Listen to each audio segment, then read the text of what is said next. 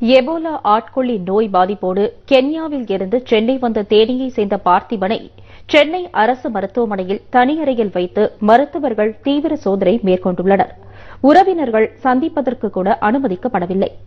ஆப்பிரிக்க நாடுகளில் எபோலா உயிர்கொல்லி நோய்க்கு மேட்டூர் அணையில் இருந்து இன்று முதல் 15 நாட்களுக்கு 18,000 கன அடி தண்ணீரை திறந்துவிடுமாறு தமிழக அரசிற்கு டெல்டா விவசாயிகள் கோரிக்கை விடுத்துள்ளனர். பாசன ஆறுகளும் வாய்க்கால்களும் தூர் வாரப்படாமல் இருப்பது பற்றியும் கவலை தெரிவித்துள்ளனர்.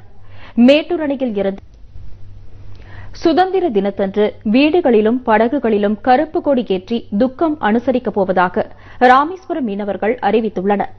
இலங்கை சிறையில் ஈரான் தலைநகர் டெஹ்ரான் நகரில் இருந்து புறப்பட்ட பயணிகள் விமானம் சிறிது நேரத்தில் விபத்தில் சிக்கியது.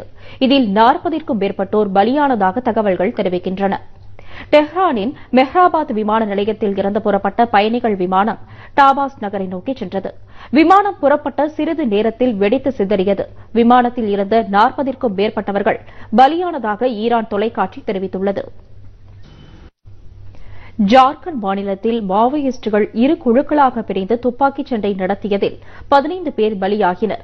ஜார்க்கண்ட் மாநிலத்தில் ஈரோட்டில் பெண்களிடம் செல்போனில் ஆபாசமாக பேசி தொந்தரவு செய்ததாக ஒருவரை காவல்துறையினர் கைது செய்தனர். ஈரோடு சாஸ்திரி நகரைச் சேர்ந்த லோகநாதன் என்பவர் பெண்களுக்கு செல்போனில் தொடர்பு. திண்டுக்கல் அருகே மறியலில் ஈடுபட்ட கிராம மக்கள் மீது காவல்துறையினர் தடியடி நடத்தியதால் தள்ளுமுள்ளு ஏற்பட்டது. திண்டுக்கல் செம்பட்டி சாலையில் உள்ள மைக்கேல் பிரேசில் தலைநகர் சாப்போலோவில் உள்ள பொலிவிய மக்கள் தங்கள் நாட்டு சுதந்திரத்தை உற்சாகமான கலை நிகழ்ச்சிகளுடன் கொண்டாடினர். பொலிவிய நாட்டின் சுதந்திர நாளை சாப்போலோ மீண்டும் தலைப்புச் செய்திகள்.